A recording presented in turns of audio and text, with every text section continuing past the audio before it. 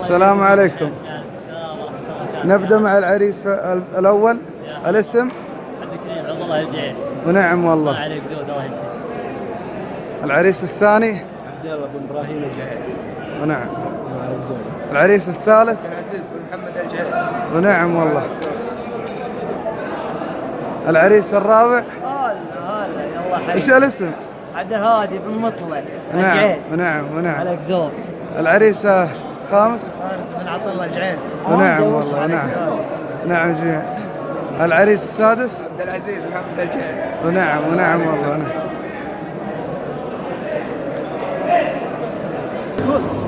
معانا العريس السادس. الاسم؟ وليد خالد محمد الجعيل. ونعم والف مبروك الف مبروك، نتمنى لك كل خير. حياكم الله. حبون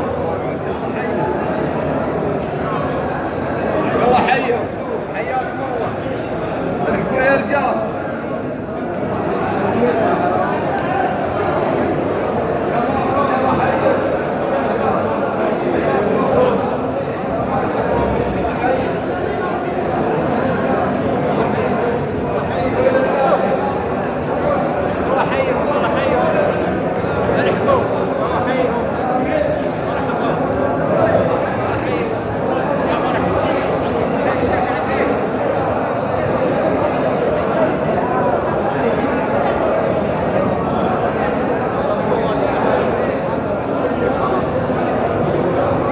صار يدورها يا ولد من زمان.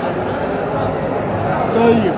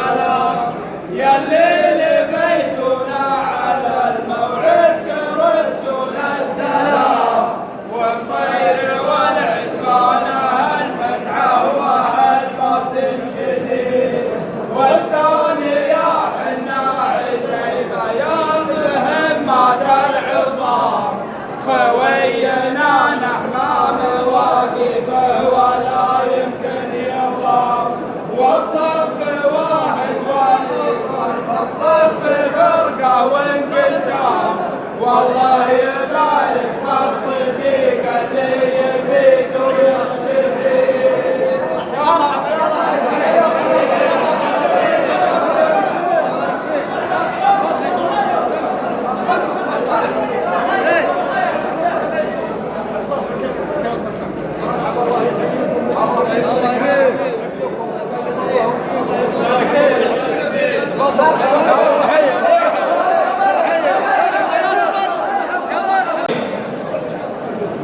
بسم الله منزل الكتاب مرسل محمد خير الأنام.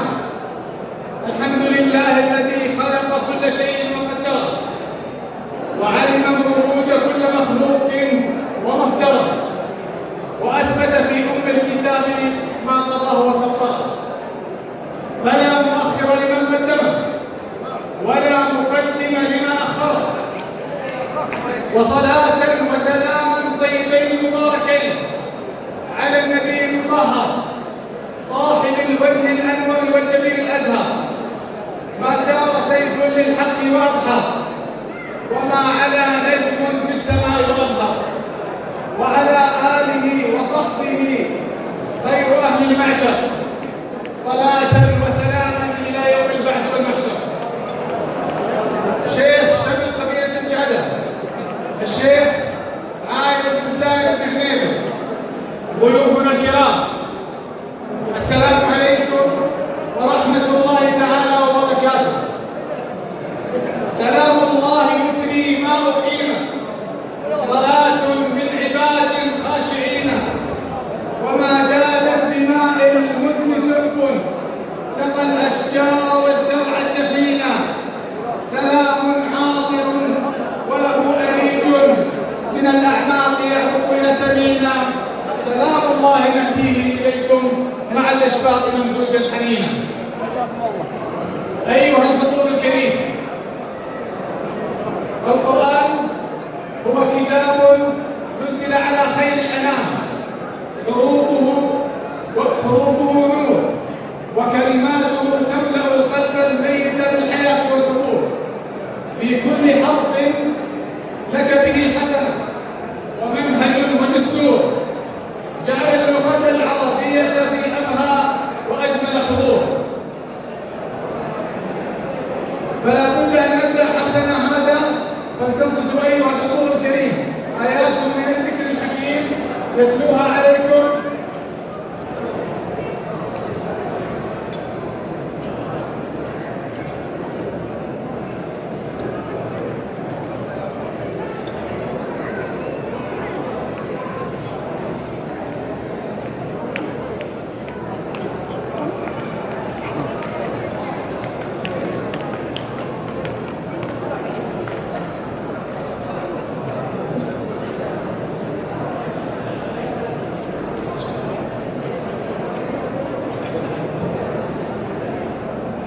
أيها الحضور الكريم، القرآن خير، هو كتاب خير نزل على خير الأنام، حروفه نور، وكلماته تملأ القلب الميت بالحياة والحقوق.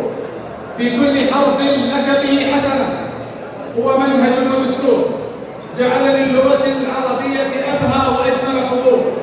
فلا بد أن نبدأ به حفلنا هذا، فلترصدوا أيها الحضور الكريم آيات من الذكر الحكيم يتلوها سعود عيد الجعيد.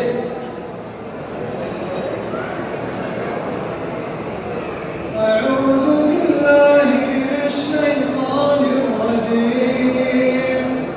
بسم الله الرحمن الرحيم. ألف لام ميم. ذلك الكتاب لا ريب فيه هدى للمتقين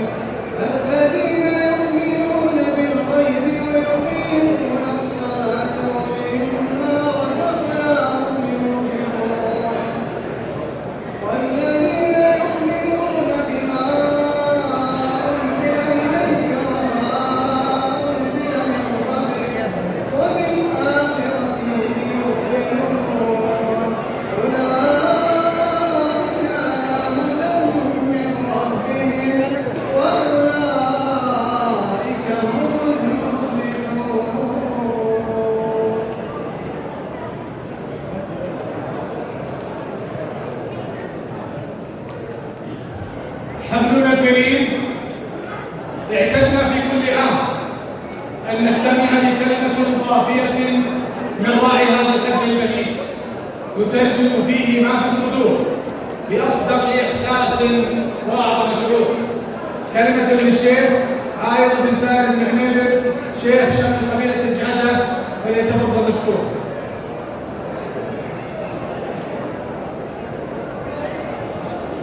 بسم الله الرحمن الرحيم.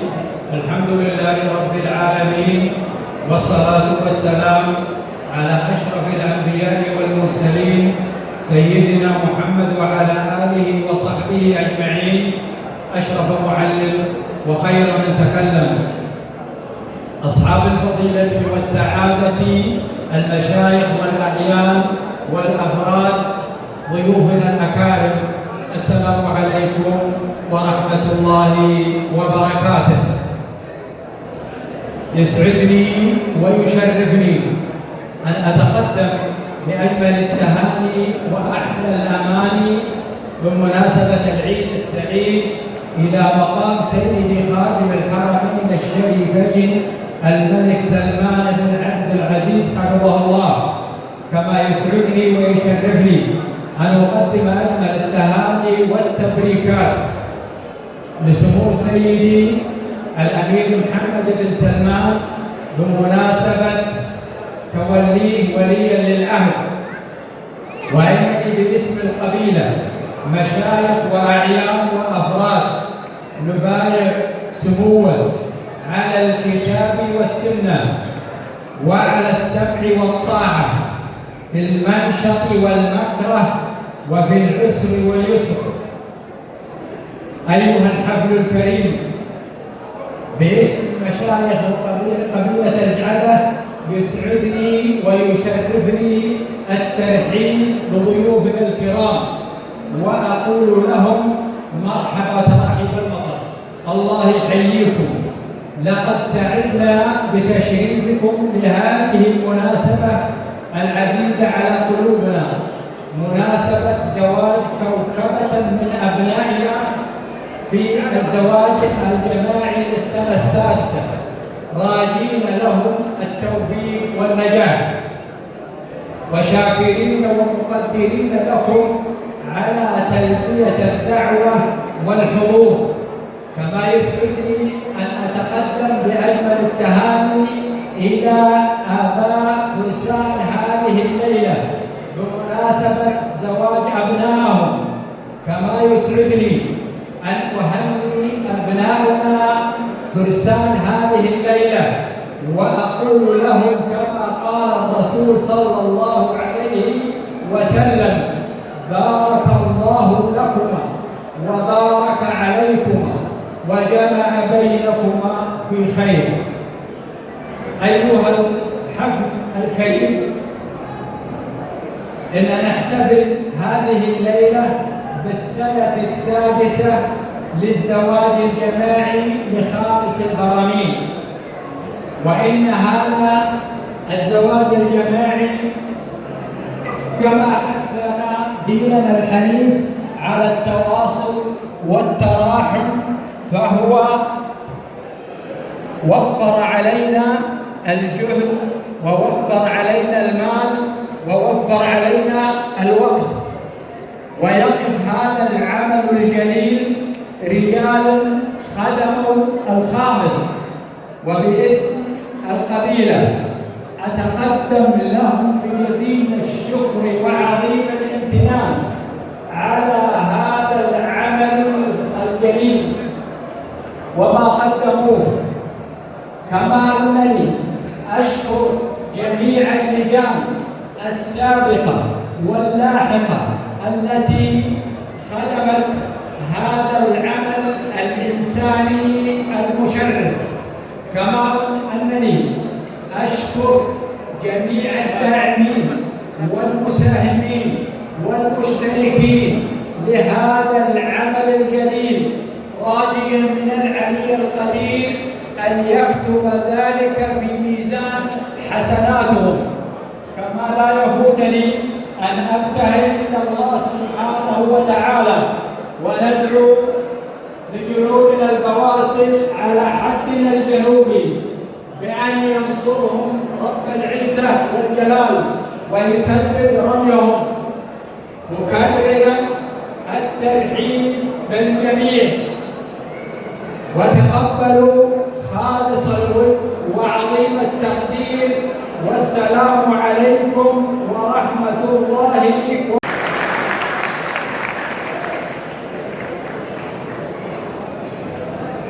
أيها الحضور الكريم، كلمة بهذه المناسبة يلقيها المهندس سعد خضر الجعيد.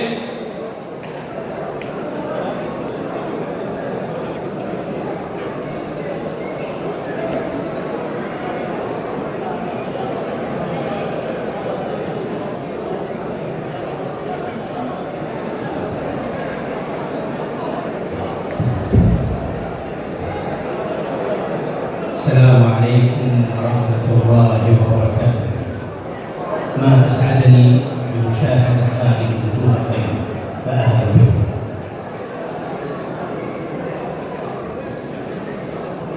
الحمد لله الرب الأعلى خلق الذكر والأنثى وجعل بينهما نسبا وصهرا، والصلاة والسلام على النبي الأكرم صاحب المقام الأعلى والخلق الأسمى. اللهم صل وسلم على نبينا محمد ومن اهتدى.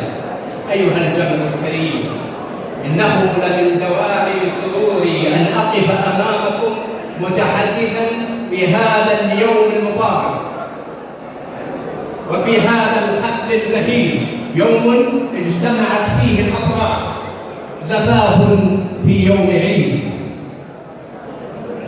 في مساء يوم الاثنين ليلة الثلاثاء الموافق 9 من شوال 1438 في قاعة ألف ليلة وليلة في الطائف.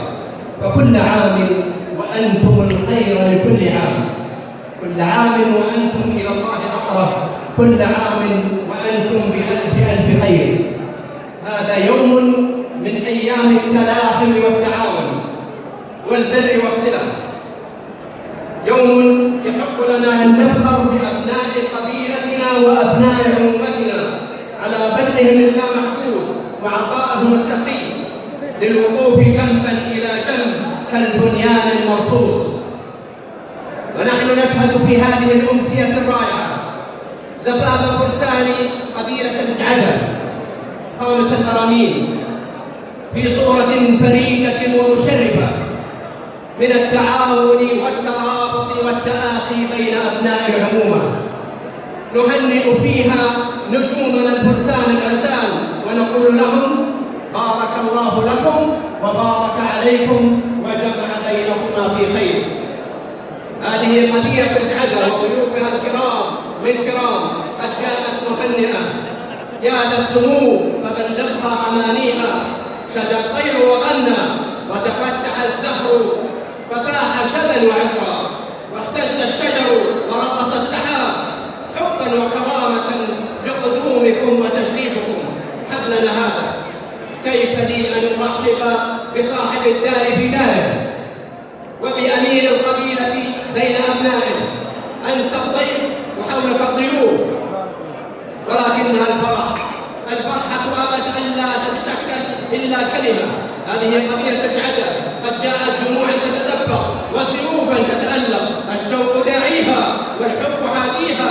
حقا لنا أن نفخر بأبناء قبيلة الجعدة مدافعين عن الحدود، على الثغور، يذودون دفاعا عن حمى وطن ولا كل الأوطان، وطن المقدسات، وطن قبلة المسلمين، وطني قبلة وقدوة وكيان، شرع وسنة وقرآن، الحكم بيعة والحقوق شريعة والأمر شورى والنظام ملكي. نتمسك بعقيدتنا ومبادئنا ولن تفرح بقيادتنا. دينا ودولة وشعبا وحدت بلادنا على التوحيد، رايتنا كلمة التوحيد لا إله إلا الله محمد رسول الله، لنجعل من هذه المبادئ الإسلامية أساسا واكتساب العلوم العصرية والاستفادة من التجارب الإنسانية ونكون قدوة. نحن المملكة العربية السعودية الدولة الوحيدة في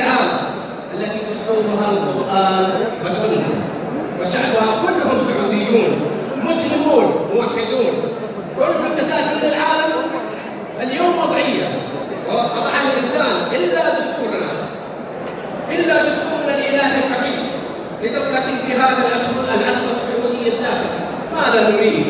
ماذا نريد؟ نريد أن ننهض ببلادنا ونصل بها إلى مصاف الدول المتقدمة. نريد مجتمعا راقيا بإيمانه وصلاحه، بعلمه وأخلاقه، بطموحه وأحلامه، بإرادته وقدراته. كيف نستطيع ذلك؟ إذا أصبحنا قدوة لغيرنا. كيف نكون قدوة؟ إذا بدأنا بأنفسنا قبل طلب الخير، إذا تمسكنا بعقيدتنا ومبادئنا وقيمنا، إذا أخلصنا لله ثم للقيادة والوطن. وفي الختام السلام. شكرا لكم.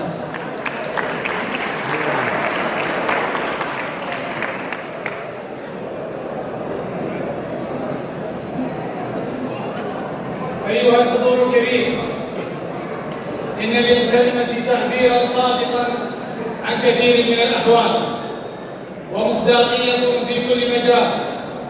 ولفرسان هذا الحفل كلمة يلقيها عنهم الملازم الأول عبد الكريم عبد الله الجعيد.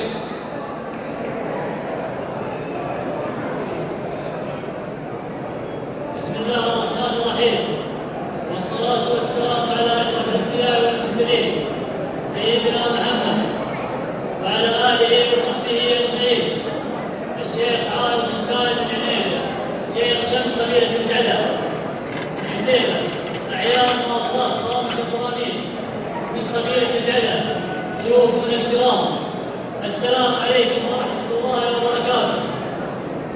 أيها الحفل الكريم، إن من دواعي سرورنا في هذه الليلة ونحن نكمل نصف ديننا أن نرى الأهل والأصحاب مشاركيننا هذه الفرحة في صورة من التعاون والترابط يعكس مدى حرصهم على لم الشمل وتوحيد الصف بما يتماشى بعقيدتنا السمحة وتقاليدنا العربية الأصيلة التي توارثناها من أجدادنا جيلا بعد جيل. أيها الحفل الكريم، باسمي ونيابة عن فرسان هذه الليلة نتقدم بالشكر الجزيل لراعي هذا الحفل الشيخ عالم بن سالم العنيبي على دعمه اللامحدود في استمرار هذا المشروع الناجح. كما أود أن أشكر أعيان وأفراد خامس المرامين من قبيلة الجعدة على مساهمتهم الفاعلة ماديا ومعنويا لإنجاح هذا الحفل. وأخيرا أتقدم بالشكر الجزيل للجان المنظمة بهذا الحفل التي عملت ليلا ونهارا لإنجاز هذا الكرنفال الرائع، وتقبلوا خالص وانساء هذه الليلة. والسلام عليكم ورحمة الله وبركاته.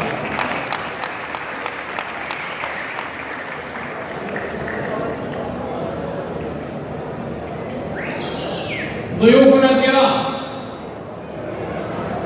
تزينت سماء هذه الليلة بالأنجم اللامعة، وتوشحت بوشاح الفرح والسرور، وتعانقت حروف القوافي ترحيبا بكم. قصيدة ترحيبية في هذه المناسبة للشاعر عويض بن محمد الجعيد.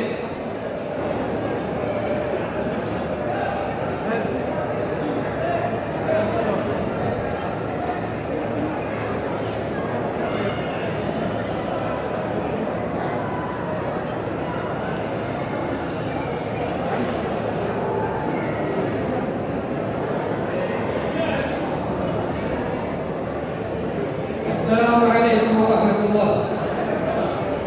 باسم فرساني وضع قريبين الجدود، مرحبا ترحيب وافية مكيالها، وافية ومكملة ما لها حد محدود من صدورها ولا عرض راجح الميزان. نبارك لفرسان هذه الليلة ونقول لهم كما قال النبي صلى الله عليه وسلم: بارك الله لكم وبارك عليكم وجمع بينكم بخير. يا هجوس الفكر والهاجوس جودي، طاب ليل الشعر والبارق نخيله، يوم لاح البرد معدن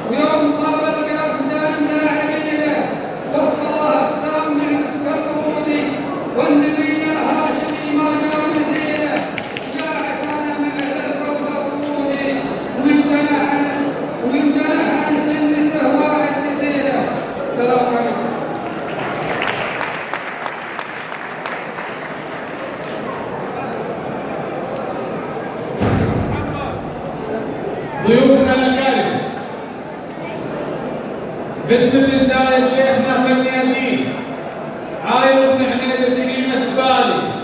يا مرحبا باللي يبغونا ملايين عداد ما هلت نزول الخيالي. شيلة الترحيبية بكلمات الشاعر مبارك بن ظافر الجعيل، أداء المنشد رامي بن مبارك الجعيل.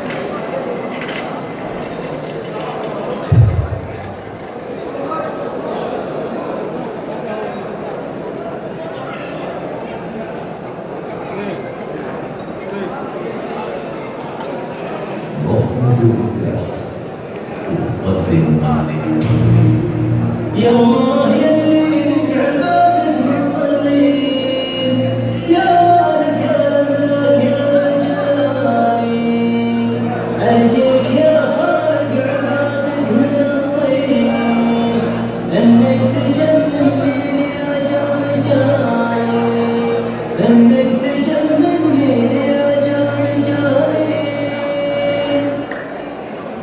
يا الله يلي لك عبادك مصلين، يا مالك الاملاك يا ذا الجلال، يا مالك الاملاك يا ذا الجلال، ارجيك يا خالق عبادك من الطين، انك تجملني يا جام جالي، انك تجملني يا جام جالي. اصبر بس يا شيخ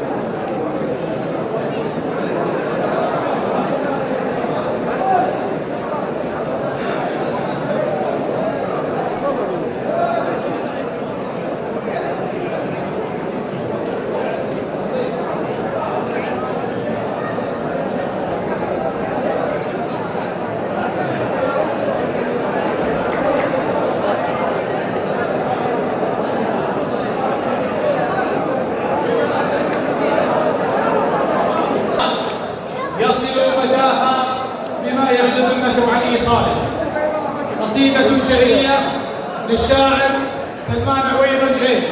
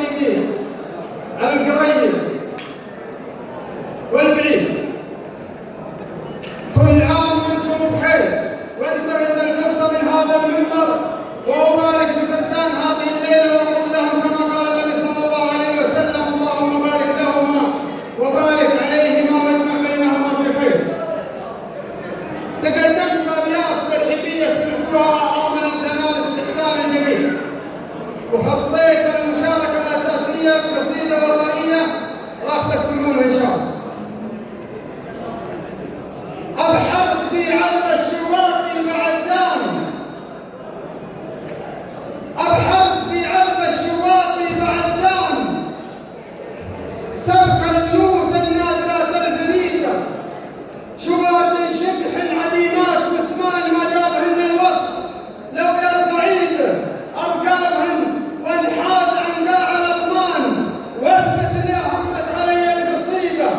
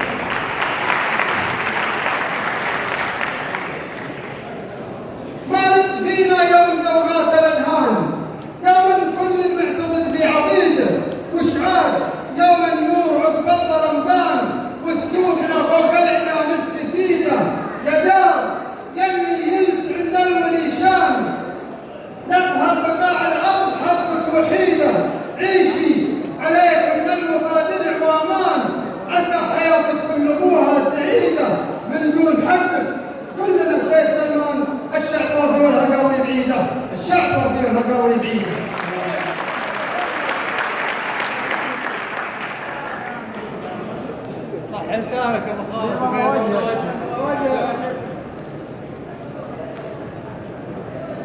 وطني يا وطن الحب والسلام والألفة والوئام والأمن والأمان، لن تهزك أفعال الحاقدين ولن يعكر صفوك عبث العابثين. سنظل نحبك للأبد وندعو الله أن يحفظك ويحميك تحت راية خادم الحرمين الشريفين وولي عهده الأمين. شيلة للوطن، كلمات الشاعر عويد بن محمد الجعيد والشاعر سلمان بن محمد الجعيد، أداء المنشد رامي بارك الجعيد.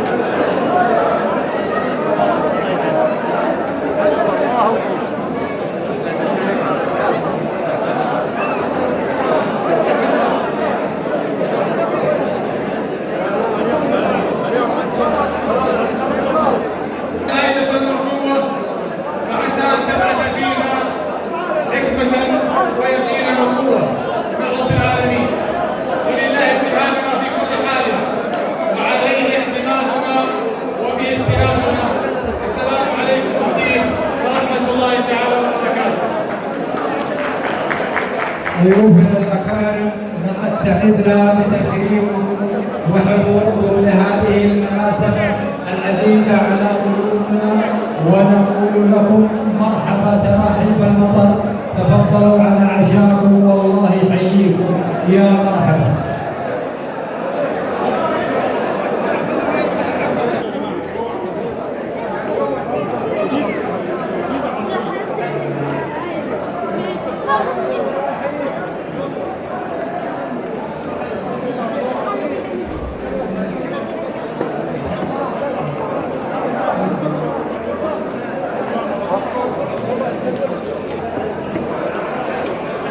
انتبه طيب شخوار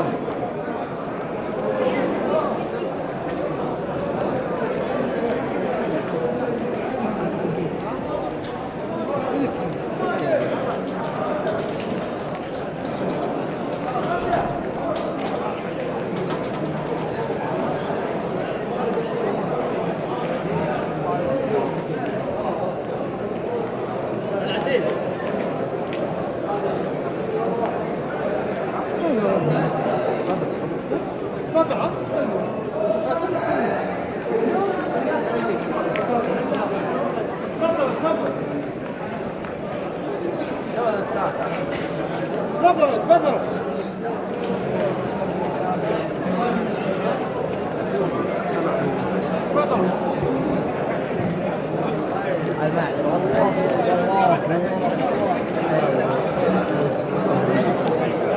باسم الشيوخ الليلة هاديمة وشيمة، مرحبا باسم الشيوخ الليلة هاديمة وشيمة، شيوخ لا تجعيد قوم العز ورجال الجزيرة.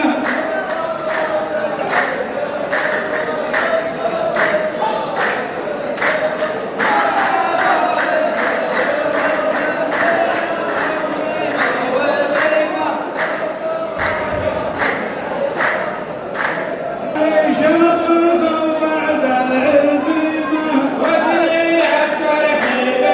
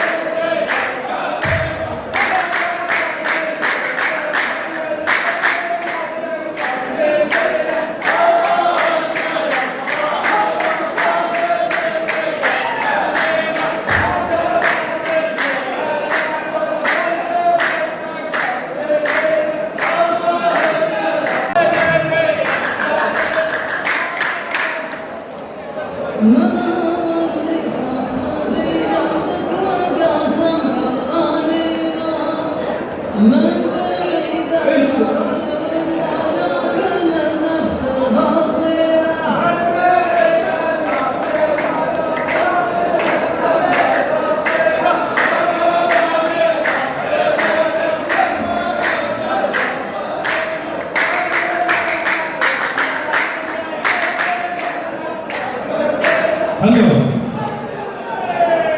ثنيتك ما هي سلمة يوم نيتنا سلمة.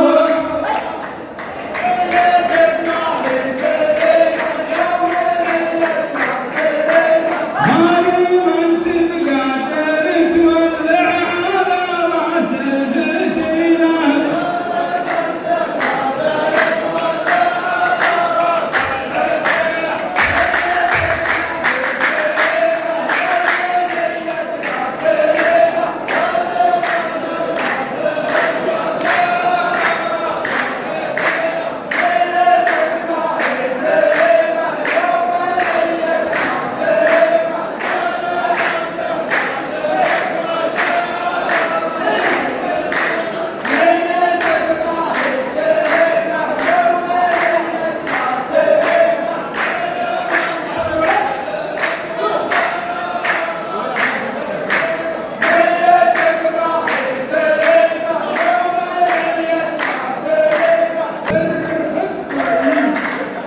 يا محمد لا تزودها وسجل لك اسمها. يا محمد لا تزودها وسجل لك اسمها. اعرف حدودك ترى الدنيا على مثلك ثقيلة.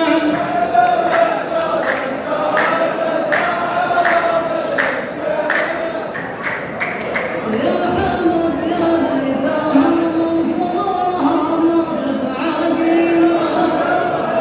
ما جبت صاحب سر ولا جبت صاحب مدينة. ما جبت صاحب سر ولا جبت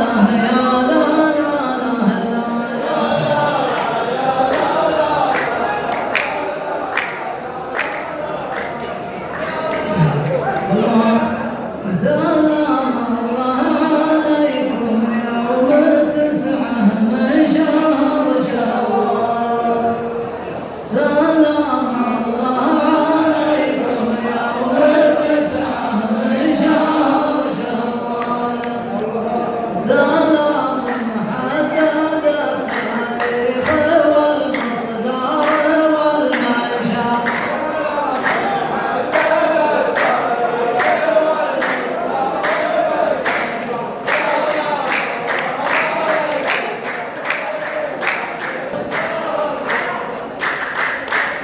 بالمسعد يحاول يضرب الرجال بالرجال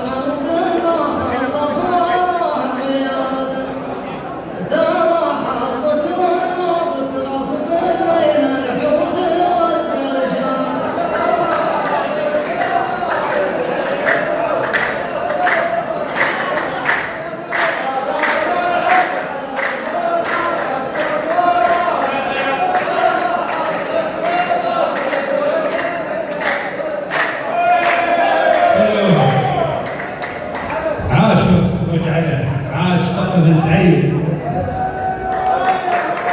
يا لا لا لا لا يا لا لا يا لا لا لا.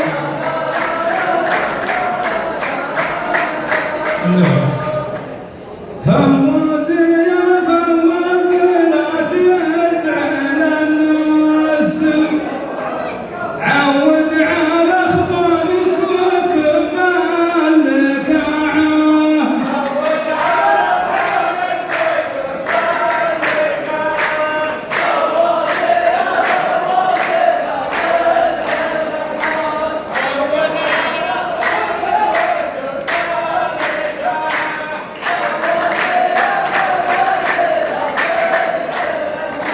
النار حسب النقاب ترفع الراس، واترك على قرابك تسوي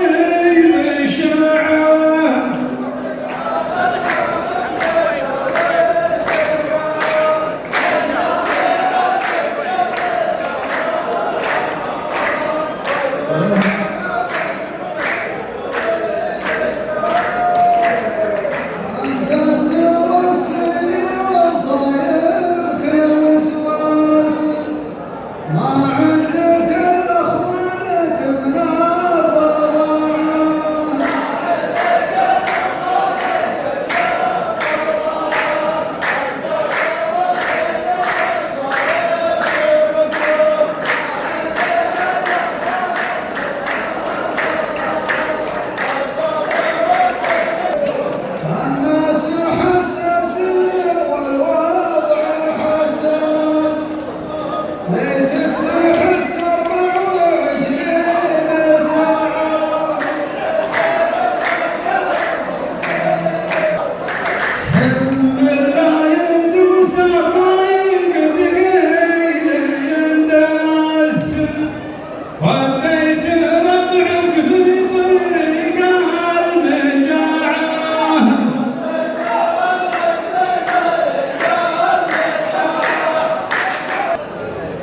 هتوك طريق ابليس يا طاب خلف السن، ما عاد فيها يا العزيز طمعه.